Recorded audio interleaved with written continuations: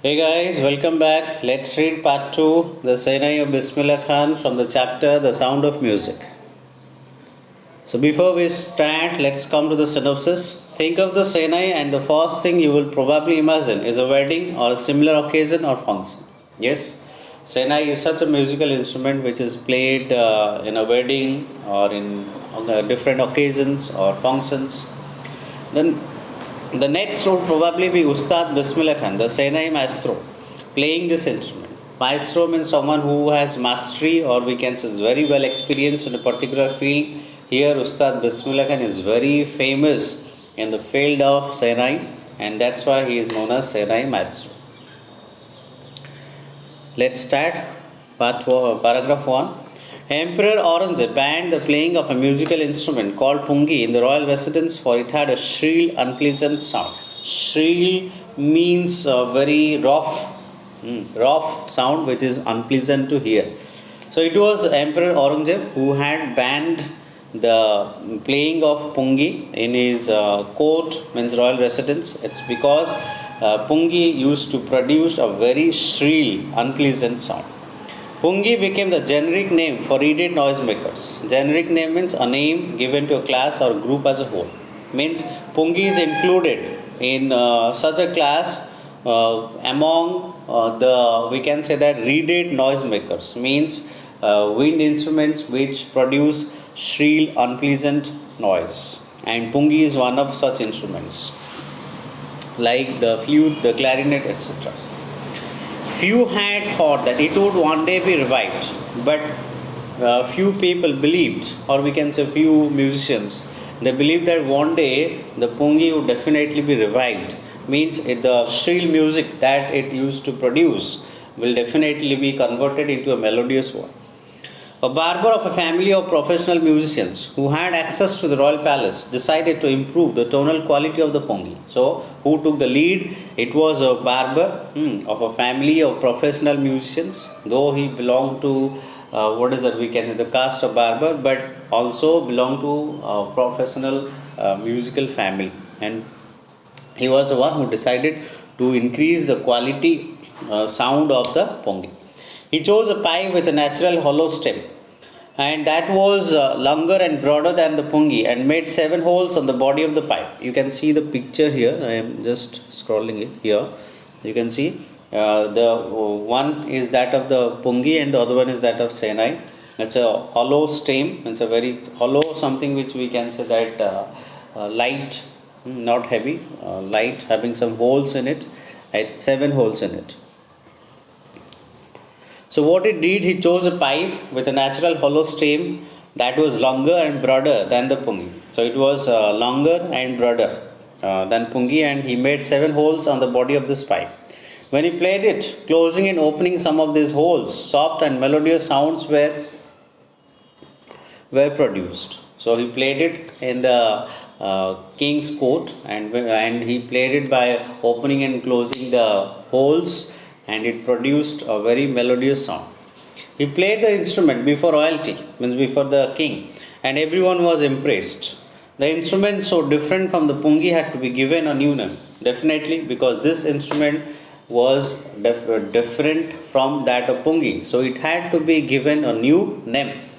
As the story goes, since it was first played in the Sas chambers means we can say the king's courtroom, and was played by a nai, means barber, the instrument was named the Senai. And that's how the word Senai was derived, was coined, and given to a musical instrument.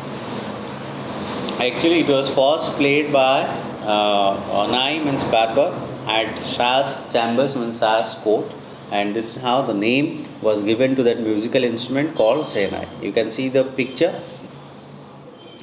Let's now come to paragraph 2. The sound of the Senai began to be considered auspicious. Auspicious means good luck. Means the sound of the Senai means the Senai that is played is believed that brings good fortune, good luck. And for this reason, it is still played in temples and is an indispensable component of any North Indian wedding. Indispensable means very necessary. In fact, we can say it's compulsory. It is played in North Indian wedding. In the past, the Senai was part of Naubat or traditional ensemble of 9 instruments found at royal courts. In fact, Senai got its position among the 9 traditional musical instruments which were played at the royal courts. Till recently, it was used only in temples and weddings. However, recently it was played only in temples and weddings. But the credit for bringing the instrument onto the classical stage goes to Ustad Bismillah Khan. So, just like we can say that we have read it in part 1 that how Evelyn has given the credit of bringing percussions to the front. Similarly, here Ustad Bismillah Khan was given the credit of bringing Sanai into the classical stage. Next para. Ensemble means, you can see the meaning here, considered as a group. Instruments considered as a group. As a 5-year-old, Bismillah Khan played gilli danda near a pond in the ancient estate of Dumrao in Bihar. So, I think he was born in Bihar. So, it's all a childhood story. When he was 5-year-old, he was found to be playing gilli danda near a pond in the ancient estate of Dumrao in Bihar. So, he was born in Dumrao in Bihar. He would regularly go to the nearby Biharji temple to sing the Bhojpuri Chaita. Chaita means, we can say, bhajans, means religious songs. At the end of which he would earn a big laddu weighing 1.25 kg of prize given by the local Maharaja. In fact, once he was rewarded by the local Maharaja with a big laddu which was weighing 1.25 kg for playing the Bhojpuri Chaita. This happened 80 years ago, and the little boy has travelled far to earn the highest civilian award in India, the Bharat Ratna. And this story that we are reading, about Bismillah Khan's childhood days, it's already been 80 years has passed, and he has been awarded the most prestigious award ever given to a person, civilian person. That is the Bharat Ratna. Next para. Born on 21st March 1916, Bismillah belongs to a well-known family of musicians from Bihar. So he belonged to a very famous family of musicians from Bihar. His grandfather Rasul Box Khan was the Sainai Nawaz of the Bhojpur King's Court. Not only that, his grandfather, his name is Rasul Box Khan, he used to be the Sainai Nawaz of the Bhojpur King's Court. His father Pegambar Box and the other paternal ancestors were also great Senai players. Means we can say he belonged to a family of Senai players. His father was Pegambar Box. He too was a Senai player as well. Next paragraph. The young boy took to music early in life. So from at a very early stage of his life, he took music. Means he developed his interest in music. Obviously. At the age of 3, when his mother took him to his maternal uncle's house means from the mother's side, in Banaras, now Varanasi, Bismillah was fascinated watching his uncles practice the Sainai. Fascinated means attracted. So how he developed his, we can say, his interest in Sainai. Actually, when he was 3 years old, his mother took him to his uncle's house in Banaras, that is in Varanasi now. And there he was fascinated watching his uncle practicing Senai. Soon Bismillah started accompanying his uncle, Ali Box, to the Vishnu temple of Banaras where Box was employed to play the Senai. And thereon he accompanied his uncle, means he went with his uncle to the, to the Vishnu temple of Banaras where Box, his uncle, Ali Box, used to play Senai. Ali Box would play the Senai and Bismillah would sit captivated for hours on end. Captivated means, which we can say he was so attractive that he was constantly looking at his uncle playing Senai. Slowly he started getting lessons in playing the instrument and would sit practicing throughout the day. And gradually from his uncle he learned how to play Senai and he would also practice a lot. For years to come to the temple of Balaji and Mangala Maya and the banks of the Ganga became the young apprentice's favorite haunts where he could practice in solitude. Apprentice, we can say learner, haunts means visited here. So for years to come, means for many years he went to the temple of Balaji and then Mangala Maya and also to the banks of the Ganga river where he used to, these were his favorite haunts, means favorite places where he used to practice in solitude. Solitude means loneliness. Alone he used to practice in these places. The flowing waters of the Ganga inspired him to improvise and invent ragas that were earlier considered to be beyond the rays of the Sinai. So, flowing waters of the Ganga inspired him a lot, and also helped him to improve and invent ragas. Ragas means some certain musical notes which were earlier considered to be beyond the range of the Sinai. Means which were earlier thought that such musical notes or ragas could not be produced in Sinai. Next paragraph.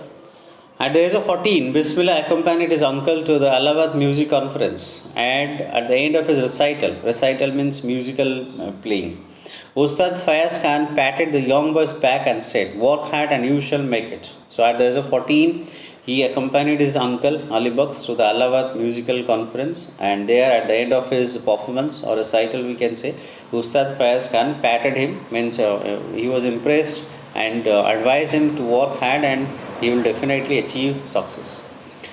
With the opening of the All India Radio in Lucknow in 1938 came Bismillah's big break. Then how his life changed. He got a big break in his career when All India Radio was opened in Lucknow in 1938. He soon became an often heard Sinai player on radio. So he got his chance there and he became a household name of Sinai player. Next paragraph, sorry. When India gained independence on 15 August 1947, Bismillah Khan became the first Indian to greet the nation with his Sinai. So, on India's independence, that is on 15th August 1947, he became the first Indian who greeted the whole nation with his Sinai. Means he played Sinai on that day and greeted the new India to all the Indians. He poured his heart out into Rag Kafi from the Red Fort to an audience which included Pandit Jawaharlal Nehru, who later gave his famous Tryst with Destiny speech. And from where he performed this Rag Kafi, it was from Red Fort, which was to commemorate or celebrate, we can say, the newly independent India, and it included Pandit Jawaharlal Nehru among the audience. And thereon, the Pandit Jawaharlal Nehru gave his most famous speech, Tryst with Destiny, means meeting with destiny. Next paragraph. Bismillah Khan has given many memorable performances both in India and abroad. Abroad means foreign. His first trip abroad was to Afghanistan, where King Zahir Shah was so taken, means so impressed by the maestro that he gifted him priceless Persian carpets and other souvenirs. Souvenirs means things given in memory of a place, person, or event. So Bismillah Khan made several trips to foreign, and his first trip was to Afghanistan, where King Zahir Shah was so impressed by his maestro that he gifted him priceless Persian carpets and other souvenirs, means other things in memory. The King of Afghanistan was not only the one to be fascinated with Bismillah's music. Film director Vijay Bhatt was so impressed after hearing Bismillah play at a festival that he named a film after the instrument called Gunj Uthi Sinai. Vijay Bhatt, one of the film directors, very famous film director, who was so impressed at Bismillah's Sinai, means he was very much attracted when he saw Bismillah playing the music at a festival, and he named his film after this instrument, and the name of this film was Gunj Uthi Sinai. The film was a hit, and one of Bismillah Khan's compositions, Dil Ka Khilona Hai Toot Gaya, turned out to become a nationwide chartbuster. Not only that, the name was on the musical instrument Sinai. In fact, in one of the songs, it was composed, Bismillah Khan's composition was there. He had contributed to this song, Dil Ka Khilona Hai Toot Gaya, and this became the nationwide chartbuster, means record breaker that year. Despite this huge success in the celluloid world means we can say film world, Bismillah Khan's ventures, means journey in film music, were limited to two. He had given music in two films. One is that Vijay Bhatt's Gunj Uthi Sinai, and the other one is Vikram Srinivas' Kannada venture, means Kannada movie Sanadhi Aparna. I just can't come to terms with the artificiality and glamour of the film world, he says with emphasis. So the reason is why didn't he means join the film world? In fact, he left it because he didn't come to the terms, means the we can say terms and conditions put by the film directors. He didn't like it, and that's the reason he left the artificial glamour world. Next paragraph. Awards and recognition came thick and fast. Bismillah Khan became the first Indian to be invited to perform at the prestigious Lincoln Center Hall in the United States of America. Remember this? He was the first Indian to be invited to perform at the prestigious Lincoln Center Hall in USA, America. He also took part in the World Exposition in Montreal, in Canada, in the Cannes Art Festival, Cannes, I think in France, and in the Osaka Trade Fair, Japan. So well known that he became internationally that an auditorium in Tehran is in Iran, was named after him. Tahar Mosiki Ustad Bismillah Khan. Not only he is very famous in India, also means abroad. In fact, one of the auditoriums in Tehran, which is in Iran, is named after him, and his name is that Tahar Mosiki Ustad Bismillah Khan. National awards like the Padma Shri, Padma Bhushan, and the Padma Vibhushan were conferred on him, means were awarded to him. He has received awards like Padma Shri, Padma Bhushan, Padma Vibhushan. And in 2001, Ustad Bismillah Khan was awarded India's highest civilian award, the Bharat Ratna. So, as I have told you that this is the most prestigious award ever given to a person or a civilian, we can say. That is Bharat Ratna, and he was awarded with Bharat Ratna in the year 2001. With the coveted award, means most desired award, resting on his chest and his eyes glinting, means shining with rare happiness, he said. Still, he was not happy. All I would like to say is, teach your children music. This is Hindustan's richest tradition. Even the West is now coming to learn our music. So, what was his suggestion? What was his advice to the future generation, to the young generation? He said that he advised, in fact, to teach our children music, which is our richest tradition, culture. And he even said that the West, the Western culture, the Western people are coming to India to learn our music. Next paragraph. In spite of having travelled all over the world, Khan Sahib, as he fondly called, is exceedingly fond of Banaras and Dumrao and remain for him the most wonderful towns of the world. He is fondly, or we can say lovingly, called Khan Sahib, though he has made several trips to abroad, but Banaras and Dumrao are his famous towns or famous places of the whole world. A student of his once wanted him to head a Sinai school in the USA, and the student promised to recreate the atmosphere of Banaras by replicating the temples there. In fact, one of his students who belonged to USA, he had invited Ustad Bismillah Khan to head a Sinai school, means to be the, we can say, the chairman of that Sinai school in USA. And in fact, the student promised Bismillah Khan to recreate the atmosphere of Banaras by building temples there. But Khan Sahib asked him if he would be able to transport river Ganga as well. Very funny. So Khan Sahib put conditions, very funny we can say. He said that whether he could bring river Ganga to there as well. Later he is remembered to have said that that is why whenever I am in a foreign country, I keep yearning. Yearning means feel or desire to see Hindustan. While in Mumbai, I think of only Banaras and the Holy Ganga. And while in Banaras, I miss the unique matha of Dumrao. So what he has said is that I think it all proves his love for his motherland. He said that whenever he is in a foreign country, he longs to see, he desires to see Hindustan. And if he is in Mumbai, he thinks only of Banaras and the Holy Ganga. And when he is in Banaras, he thinks of his birthplace, Dumrao. And also the unique matha where he used to often visit and play Sena. Shekhar Gupta. I think this man was the one who was taking an interview of Bismillah Khan. When partition happened, didn't you and your family think of moving to Pakistan? Bismillah Khan. God forbid. So what he has replied when Shekhar Gupta asked him that why didn't he move to Pakistan? Bismillah Khan replied that it was God who forbid him and so forward him, refused him not to go there. Me leave Banaras, never. I went to Pakistan once. I crossed the border just to say I have been to Pakistan. So one day he had visited to Pakistan.